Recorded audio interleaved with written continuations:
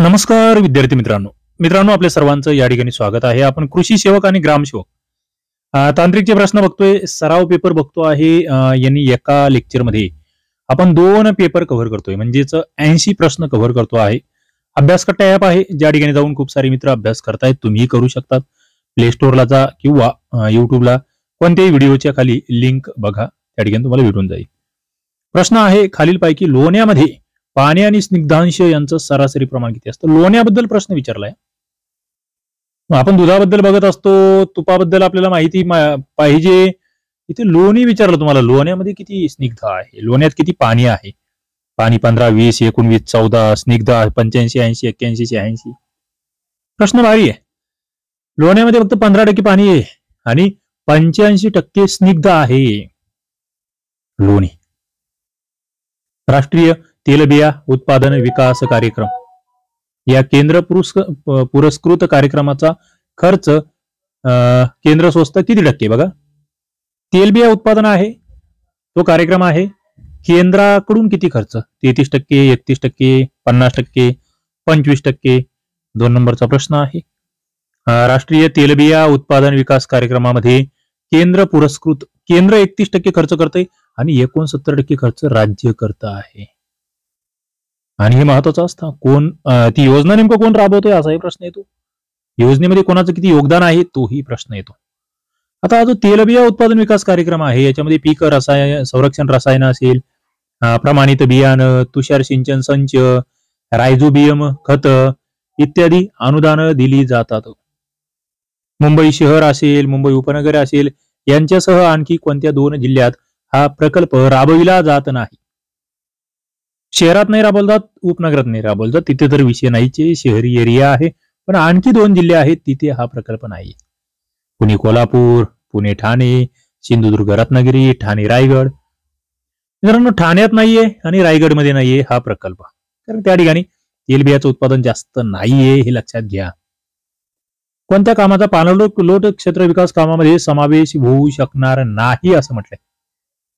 नाही म्हटलं. नाला बिल्डिंग, समोच्च बांध बंदिस्ती, जमान सपाटीकरण, उपसा जलसिंचन. एक लॉजिकल प्रश्न आहे. पाणलोट म्हटलं की तुम्हाला नाला बिल्डिंग तर आलीच पाहिजे, समोच्च बांध बंदिस्ती आलीच पाहिजे, जमीन सपाटीकरण सुद्धा त्यामध्ये येतं. जलसिंचन नाहीये पाणलोट क्षेत्र विकासामध्ये, उपसा जलसिंचन नाहीयेत. खारभूमी विकास प्रकल्प कधीपासून? आता कोणत्या एरियात असणार, काय असणार? खारभूमी म्हटल्याबरोबर तुम्हाला लक्षात आलं पाहिजे. 1949, 57, 69, 77. खारभूमी विकास प्रकल्प कधीपासून राबवला जातोय? 1949 पासून राबवला जातोय. ग्रामीण विकासाशी निगडीत असलेला सेवाग्राम हा प्रकल्प 1920 मध्ये कोणाच्या मार्गदर्शनाखाली सुरू झाला? सेवाग्राम बद्दल विचारले जाते. प्रश्न भारी आहे. मला वाटतं रिपीट झाला हा प्रश्न, मागे आपण कुठेतरी बघितला हा. महात्मा गांधीजींच्या मार्गदर्शनाखाली सघन कापूस विकास कार्यक्रम राज्यातल्या टिंबटिंब कापूस उत्पादक जिल्ह्यामध्ये. आता या ठिकाणी काही बदल होऊ शकतात. सध्याची या कार्यक्रमाची सिच्युएशन काय आहे तुम्ही गुगलला जाऊन सर्च करू शकतात. किती जिल्ह्यांमध्ये? 7 नंबरचा प्रश्न आहे. तेव्हा उत्तर दिलं होतं 20 जिल्ह्यांमध्ये आपण जेव्हा प्रश्नपत्रिका बनवतोय. मला वाटतं याच्यात जास्त बदल होण्याची शक्यता नाही, पण चेक करणे आपलं काम आहे. करंटचे लेक्चर्स तुम्ही बघा, कृषीचे, त्याच्यात आपण याचा उल्लेख करतो आहोत. रोजगाराभिमुख फलोद्यान विकास कार्यक्रम केव्हापासून? फलोद्यान विकास कार्यक्रम आहे रोजगाराभिमुख. 1989 एप्रिल, जानेवारी 1995, जून 1990, जानेवारी 1996. बघा, 8 नंबरचा प्रश्न आहे. रोजगाराभिमुख फलोद्यान विकास कार्यक्रम कधीपासून सुरू होतो आहे? जून 1990 पासून सुरू होतोय. जून 1990 पासून. निर्यातक्षम व विविध जातींच्या कापसाचं उत्पादन वाढवण्यासाठी राज्यात सुरू करण्यात आलेली योजना कोणती? निर्यातक्षम व विविध जातीच्या कापसांचं उत्पादन वाढवायचं आहे. कापूस हमी योजना, कापूस एकाधिकार योजना, सघन कापूस विकास कार्यक्रम, यापेक्षा वेगळं उत्तर. म्हटलेलं काय? निर्यातक्षम पाहिजे आणि विविध जातींचं उत्पादन वाढवायचे, कापसासाठीची योजना. म्हणजे तुम्हाला एक गोष्ट कळाली पाहिजे की सघन कापूस विकास कार्यक्रम कशासाठी? निर्यातक्षम कापूस म्हणजे आपल्याला बाहेर जाईल एवढा चांगला धागा त्याचा येईल. रवींद्रनाथ टागोर यांनी ग्रामीण विकासासाठी कोणत्या ठिकाणी काम सुरू केलं? आनंद भवन, सेवाग्राम, शांतिनिकेतन, साबरमती. आता रवींद्रनाथ टागोर म्हटलं की चुकायला नको. आनंद भवन कुणाचं आहे? सेवाग्राम कुणाचं आहे? साबरमती आश्रम कोणाशी संबंधित आहे? शांती निकेतन कोणाशी संबंधित आहे? मग ते विश्व भारती विद्यापीठ वगैरे बऱ्याच गोष्टी आहे. कोलकाता मुख्यत्वे पश्चिम बंगाल या प्रांतात घडलेल्या या बाबी महान असे रवींद्रनाथ टागोर आहेत. 2 देशांची त्यांनी राष्ट्रगीत लिहिलेले आहेत. ते देश कोणते?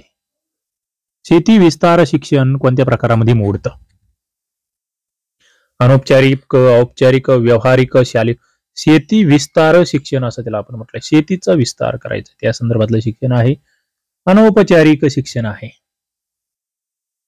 कृषी विस्तार कार्यासाठी सध्या अनेक राज्यामध्ये कार्यान्वित असलेली पद्धत कोणती? कृषी विस्तारासाठीची श्रमदानाने विकासाची कामे हाती घेणे, आदर्श गाव योजना, प्रशिक्षण व भेट योजना, पाणलोट क्षेत्र विकास कार्यक्रम.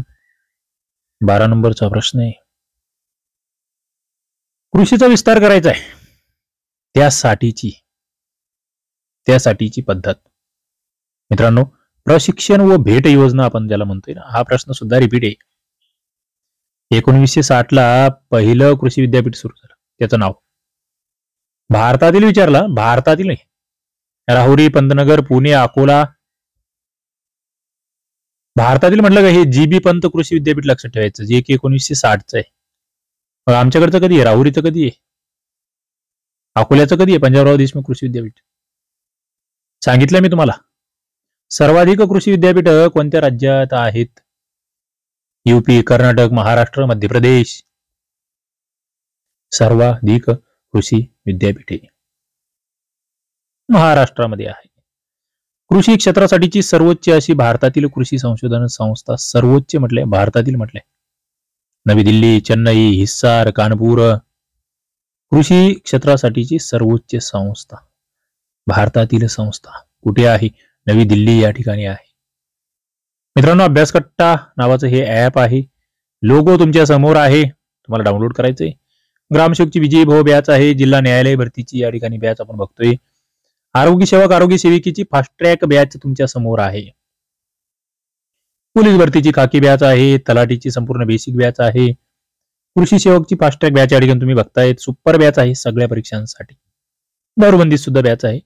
ऍपचं नाव अभ्यासकट्टा आहे. मित्रांनो अत्यंत माफक शुल्कामध्ये तुम्हाला या ठिकाणी live session, recorded session, study material सगळं काही भेटणार आहे विविध परीक्षांचा. खेडेगावामध्ये शेती तंत्रज्ञानाचा मोठ्या प्रमाणावर प्रसार करायचा आहे. कोणतं माध्यम तुलनेने स्वस्त?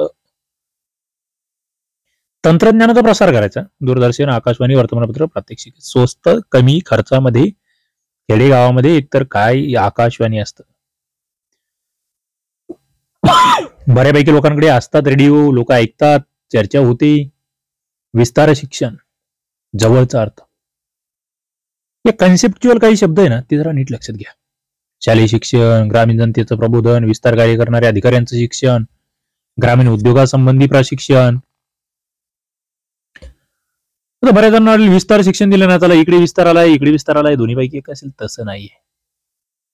ग्रामीण जनतेचं प्रबोधन करणं म्हणजेच विस्तार शिक्षण. भारतात शेतकऱ्यांसाठी प्रशिक्षण व भेट योजना प्रथमच आणणारी व्यक्ती कोण? 18 नंबरचा प्रश्न आहे. भारतामध्ये शेतकऱ्यांसाठी प्रशिक्षण आणि भेट योजना doctor Panjabrao Deshmukh, Norman Borlaug, Daniel Benor, doctor Harichandra Patil. 18 नंबरचा प्रश्न आहे. डॅनियल बेनॉर म्हणतो आपण त्यांना, ज्यांनी प्रशिक्षण आणि भेट योजना भारतात आणली. स्वातंत्र्यपूर्व काळामध्ये भारतीय कृषी अनुसंधान संस्थेचं नाव काय होतं? राष्ट्रीय कृषी संशोधन, इम्पिरियल कृषी संशोधन, भारतीय कृषी संशोधन, राष्ट्रीय कृषी आयोग. 19 नंबरचा प्रश्न आहे. इम्पिरियल कृषी संशोधन संस्था आपण तीच म्हणतो आहे. पुढचा मुद्दा तुमच्यासाठी आहे. भारतीय कृषी अनुसंधान संस्थेचं मुख्यालय पुसा येथून स्थलांतरित करून नवी दिल्ली येथे केव्हा नेण्यात आलं? बघा, भारतीय कृषी अनुसंधान संस्था आहे जिचं मुख्यालय पुसा या ठिकाणी होतं. तिथून ते नवी दिल्लीला नेलं. कधी नेलं? प्रश्न भारी आहे. 1929, 36, 54, 45 कधी घडते ही घटना? 1945 ला झालाय. जिल्हा विकास समितीचा पदसिद्ध अध्यक्ष कोण असतो? जिल्ह्याच्या बीडीओ, जिल्हा नियोजन अधिकारी, जिल्हाधिकारी, प्रमुख प्रशिक्षण अधिकारी. जिल्हा विकास समितीचा पदसिद्ध अध्यक्ष जिल्हाधिकारी आहे. अल्बर्ट मेयर या अमेरिकन व्यक्तीने भारतामध्ये 1948 मध्ये जे सुरू केलं ते प्रकल्पाचं नाव काय? भारतात आणलाय 1948 ला आणलाय. अल्बर्ट मेयर नाव लक्षात ठेवा. गुरगाव, इटावा, मर्तदाय कोणता?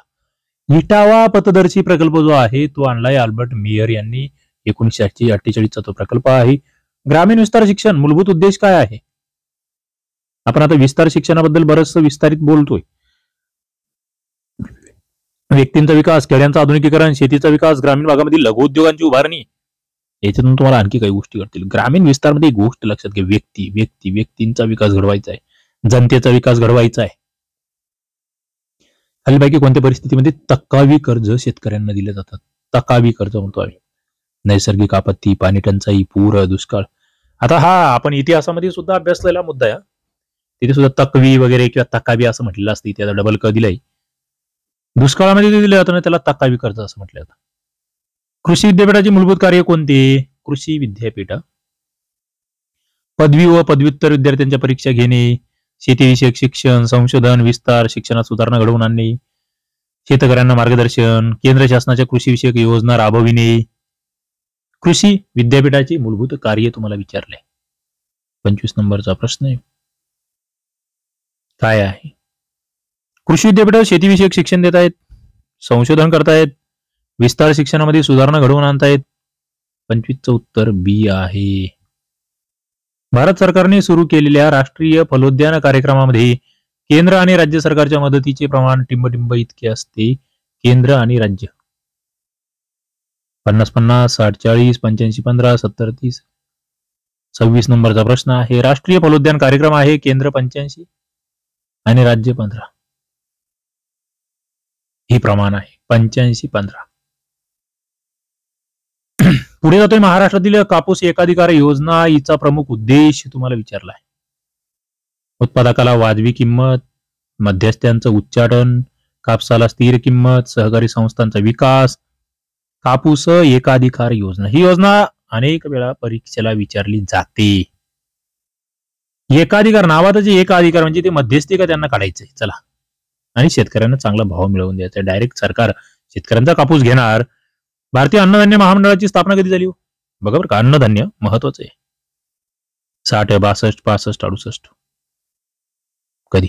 1965 ला आहे अन्नधान्य महामंडळ. हा प्रश्न ही आलेला आहे, म्हणजे वेगवेगळ्या परीक्षांना आलाय हा. तांत्रिक म्हणून, एक जनरल जीके म्हणून.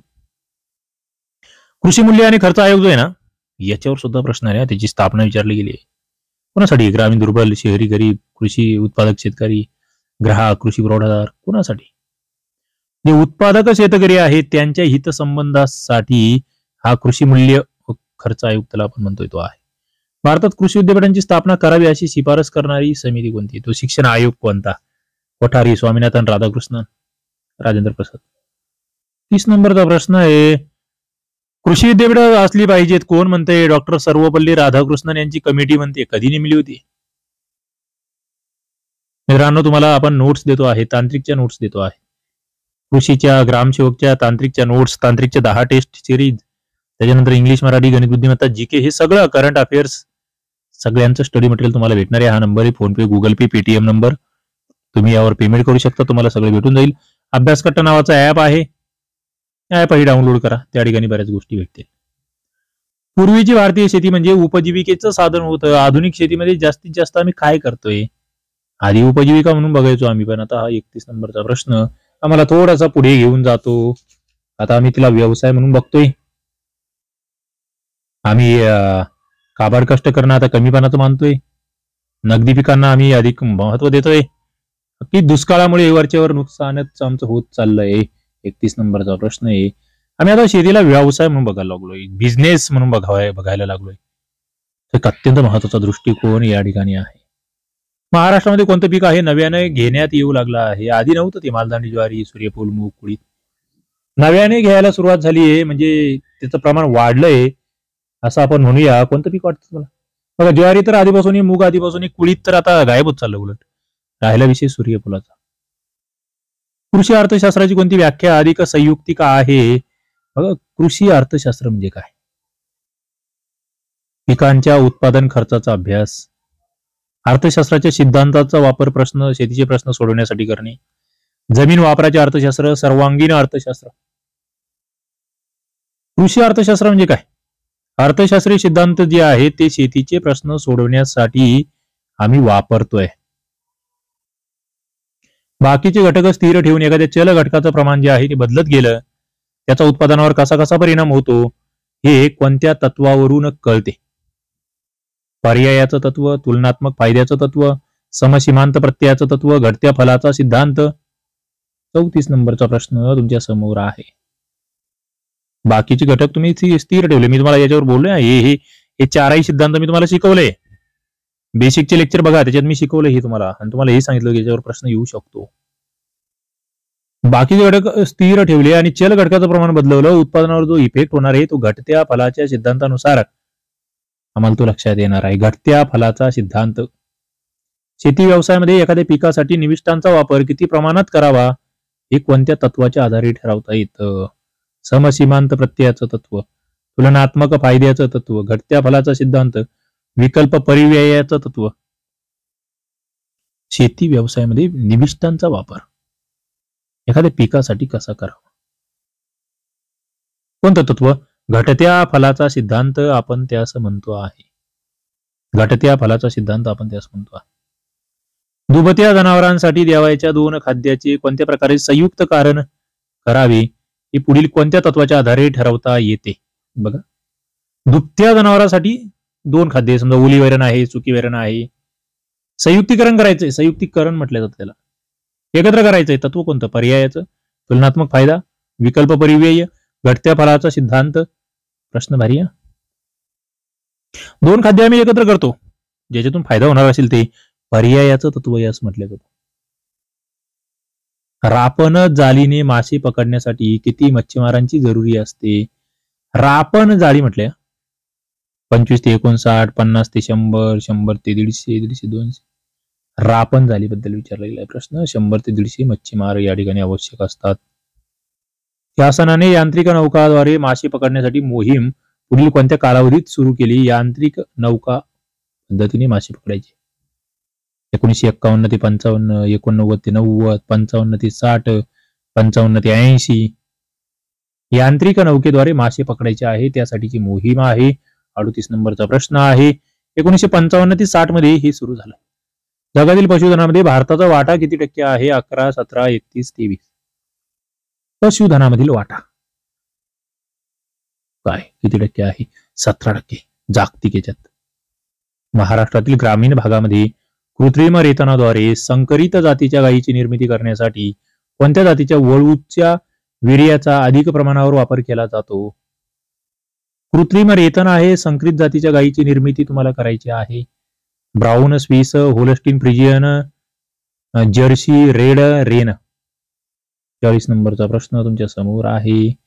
कृत्रिम रेतन आहे. संकरित जातीच्या गायीची निर्मिती करायची आहे. कोणत्या जातीच्या वळूच्या वीर्याचा अधिक वापर होणार आहे? जर्सी जातीच्या. पुढचा प्रश्न आहे पशुधनाच्या बाबतीमध्ये देशात महाराष्ट्र. बघ, पशुधन प्रश्न भारी. 40 प्रश्न आपले झाले, आणखी 40 आपले घ्यायचे. करायचंय काम तमामच करायचंय. मॅक्झिमम प्रश्नांचा सरावच करून जायचंय. आणि आता जरा लंबे रोज रेस के घोडे तुम्हाला बनवावं लागणार आहे. तुम्ही म्हटले थोडंसं झालं की मी बोर होतो, तुमचं कामच नाही. मग पशुधनामध्ये महाराष्ट्र 6वा आहे. भारतात जनावरांची घनता जी आहे ना, कोणत्या राज्यात सर्वाधिक आहे? दर 100 हेक्टर पीक क्षेत्रामध्ये जनावर किती जे जास्त आहे? यूपी, पंजाब, हरियाणा, महाराष्ट्र. 2 नंबरचा प्रश्न आहे. उत्तर प्रदेशमध्ये ही घटता आहे. आहारशास्त्रानुसार माणसाच्या दररोजच्या आहारामध्ये दुधाचं प्रमाण किती असावं? आहारशास्त्र काय म्हणतंय? 140 ग्रॅम, 220 ग्रॅम, 270 ग्रॅम, 360 ग्रॅम. दूध किती असावं? 220 ग्रॅम दूध असावं दररोज. म्हणजे दूध पावशेरभर दूध प्या. सकाळी प्या 1 ग्लास, संध्याकाळी एखादा ग्लास प्या. अर्धा ग्लास दोन्ही वेळ प्या. चला, चांगलंय. चक्री चराई ही संकल्पना कोणत्या पर्यायामध्ये अधिक अचूक आहे? गायरानाचे भाग पाडून चांगल्या गवत वाढलेल्या भागामध्ये पाळीपाळीने, बघा इथे पाळीपाळीने चराई करणं म्हटलंय चक्रीमध्ये. जनावरांना चक्राकार पद्धतीने फिरवणार नाही. बैल, म्हैस, गाय वगैरे असे त्या ठिकाणी चारायला न्यायचे. लॉजिकली कधी बैल चारले का काही? गायरानाचे भाग पाडा, चांगले गवत वाढलेला भाग, म्हणजे सगळ्या ठिकाणी एकदाच नका चालू. आधी या भागात चारा 10 दिवस, नंतर इकडचं गवत चांगलं वाढेल, नंतर तिकडे चारा, असं असं करा. ते एक नंबरचं भारी आहे. कोणतं गवत आहे गायरानासाठी जास्त उपयुक्त? गायरान माहिती ना? येस, अंजन, मार्वेल, सुवाबूळ, कुसळी गवत. 5 नंबरचा प्रश्न आहे. सगळ्यात चांगलं मार्वेल आहे. आम्हाला कुसळाचं गवत माहित असतं. मार्वेल माहिती आहे का? मला तरी म्हणजे लक्षात येत नाही, पाहिलं असेल पण माहित नाही. दुभत्या जनावरांसाठी कोणता वाळलेला चारा पोषक आहे? दुभत्यासाठी वाळलेला, ओल्या मक्याची ताट, ताऊस आट म्हटलंय, ऊसाची वाडी, लसूण घास. वाळलेला चारा लसूण घासाचा. खालीलपैकी कोणत्या वर्षी भारतीय संशोधन परिषदेची स्थापना करण्यात आली? भारतीय संशोधन परिषद 1964, 65, 68, 69. कधी झाली? 1965 ला भारतीय संशोधन परिषद. झालाय तो प्रश्न. दरडोई अन्नधान्य उपभोग अल्प प्रमाणात वाढतो आहे, सातत्याने कमी होतोय, स्थिर आहे, कमी जास्त होतो आहे. अन्नधान्याचा वापर काय आमचा काय होतोय? वाढतोय. जास्त नाही पण थोडा वाढतोय, अल्प प्रमाणात वाढतो. कशाचा भारतातील जमीन सुधारणा प्रयत्नामध्ये समावेश करता येणार नाही? जमीन सुधारणांसाठीचे प्रयत्न तुम्हाला माहिती आहे का? कमाल, जमीन धारणेवर मर्यादा, कुळांच्या हक्काचे संरक्षण, जमिनीवरील सामूहिक मालकी, जमिनीचं एकत्रीकरण. 9 नंबरचा प्रश्न आहे. बघा, कमाल जमीन धारणा कायदा आणला, कुळाच्या हक्काचं संरक्षण आणलं, जमिनीचं एकत्रीकरण सुद्धा आणलंय. सामूहिक मालकी हा विषय या ठिकाणी नाहीये जमीन सुधारणांमध्ये. एकत्रीकरण येतात, कुळाच्या हक्क येतात. ज्या आकाराच्या क्षेत्रामध्ये योग्य खर्च करून आलेल्या कृषी उत्पन्नातून व्यक्ती आपला व कुटुंबाचा चरितार्थ योग्यरित्या चालवू शकते व आवश्यक सुख सुविधा मिळवू शकते, त्या आकाराच्या क्षेत्राला आम्ही काय म्हणतो? कृषी उत्पन्नातून व्यक्ती आपला व कुटुंबाचा चरितार्थ योग्यरित्या चालवू शकते व आवश्यक सुख सुविधा मिळवू शकते, त्या आकाराच्या क्षेत्रास काय म्हणतो आम्ही? Economic holding, reasonable holding, minimum holding, optimum holding. 10 नंबरचा प्रश्न आहे. चरितार्थ चालवता आला पाहिजे आणि आवश्यक सुख सुविधा मिळाल्या पाहिजे, ते क्षेत्र त्याला आम्ही इकॉनॉमिक होल्डिंग म्हणतोय. इकॉनॉमिक क्लास माहिती तुम्हाला, विमानामध्ये वगैरे आपण ऐकतो बघा. तांदळाची टिंबटिंब ही जात जास्तीत जास्त एकेरी उत्पादन देते. बासमती, IR8, मसुरी, जया. एकरी उत्पादन देणारी तांदूळाची जात. 11 नंबरचा प्रश्न आहे. IR8 आपण तिला म्हणतो. खतांमध्ये टिंबटिंब नसते. काय नसते? Nitrogen, phosphorus, potassium, manganese. खतांमध्ये काय नसते? नायट्रोजन तर असतं, नत्र म्हणतो आपण त्याला, फॉस्फरस असतं. NPK आपल्याला माहिती, मॅग्नीज नाही. कोणत्या जातीची गाय अधिक दूध देते? नीली, जर्सी, गीर, साहिवाल. अधिक दूध देणारी जात जर्सी आहे. खालीपैकी कोणत्या रोगाचं गव्हाचं पीक बळी पडतं? बघा, स्मट, खैरा, ठिपक्या, तांबेरा, ज्याला रस्ट म्हणतो. आता गव्हाचं पीक आणि त्याच्यावरचा रोग माहित नाही म्हणजे असं कुठे होईल का? तांबेरा, गहू तांबेरा. खैरा हा कोणत्या पिकावर पडणारा रोग आहे? तांदूळ, गहू, ऊस, कापूस. खैरा तांदुळावरचा रोग आहे. कशाची लागवड कोरडवाहू जमिनीमध्ये केली असता ती फायद्याची आहे, सोयीस्कर ठरते आहे? पालेभाज्या, कापूस, फळझाड, ऊस. कशाची लागवड आहे कोरडवाहू जमिनीत केली आहे मित्रांनो? फळझाड. कोरडवाहू मध्ये येतात ते. भारत हा नत्रयुक्त खतांची निर्मिती करणारा जगातला कितव्या क्रमांकाचा देश आहे? नत्रयुक्त मध्ये पहिला, दुसरा, 5वा, 4था. अशा वेळेस आम्हाला टोला मारायचा नाही, म्हणतो बाबा पहिला असेल, पण तसं नाहीये. 4था देश आहे भारत हा. खालीलपैकी काय प्रथिने, स्निग्ध पदार्थ व पिष्टमय पदार्थ या तिन्हींनी समृद्ध आहे? प्रथिने, स्निग्ध आणि पिष्टमय पदार्थांनी समृद्ध काय आहे? सोयाबीन, दाणे, गाजर, गाईचे दूध, सफरचंद. बघा बरं, प्रश्न भारी आहे. 18 नंबरचा प्रश्न आहे. सगळंच भेटलं पाहिजे. कशातून भेटणार? सोयाबीनच्या दाण्यांमधून भेटणार.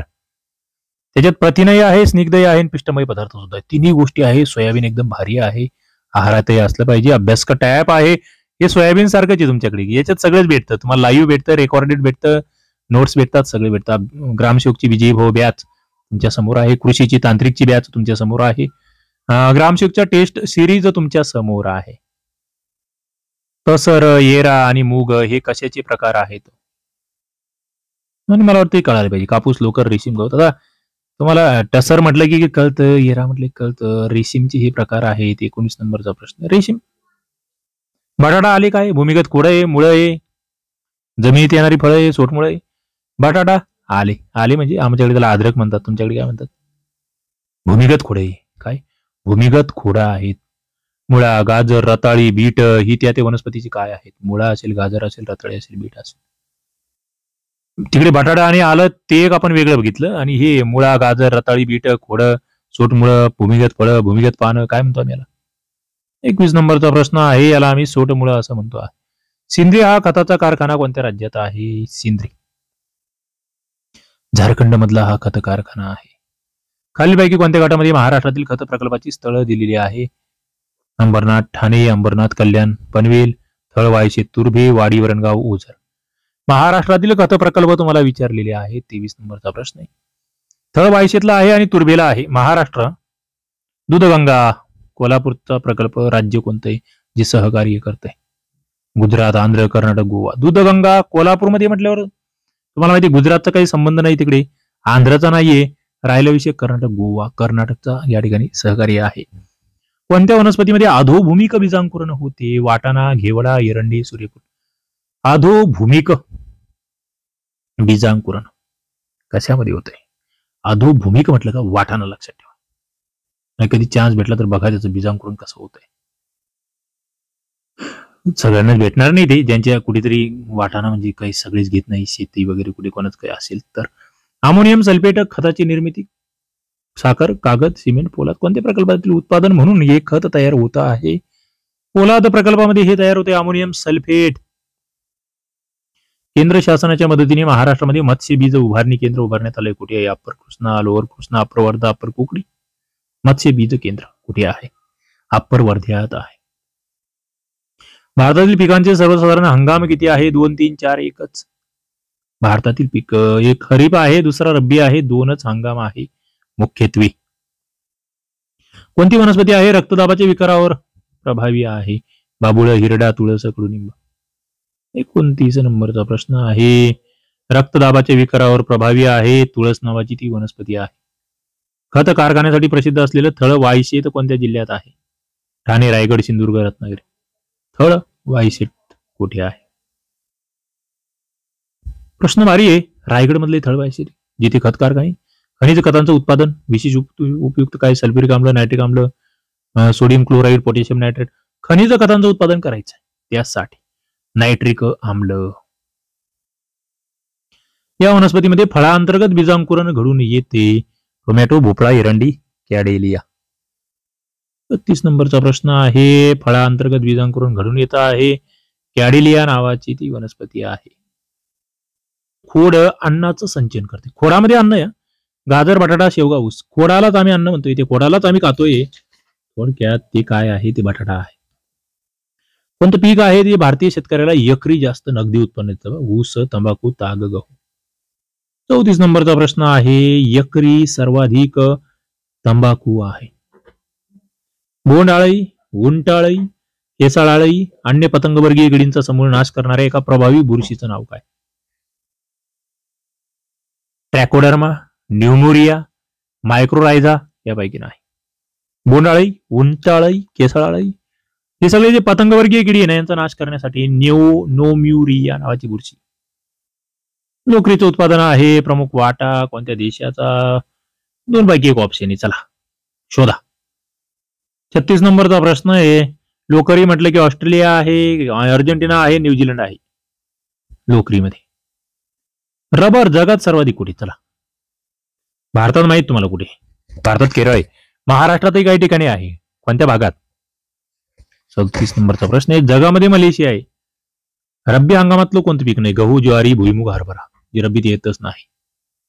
गहू येतो, ज्वारी येते, भुईमुग येतं, हरभरा येतं नाही. भुईमुग नाही येत.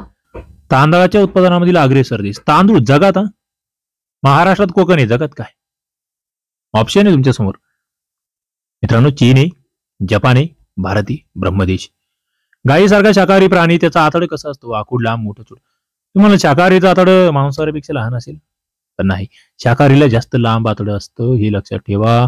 कृषी जेव्हा कृषी सहाय्यकचं 65 प्रश्नपत्रिका संचाचं हे पुस्तक आहे, स्मार्ट स्टडी पब्लिकेशनचं, विठ्ठल नागनाथ राऊतवार सरांचं. कोणतेही पुस्तक दुकानात जाऊन तुम्ही घेऊ शकतात. पुस्तक भारी आहे. सगळ्या प्रश्नपत्रिका तुमच्यासाठी याच्यात अवेलेबल आहेत. चला, व्हिडिओ आवडत असेल लाईक करा, शेअर करा, चॅनलला सबस्क्राईब करा. थांबतोय. धन्यवाद.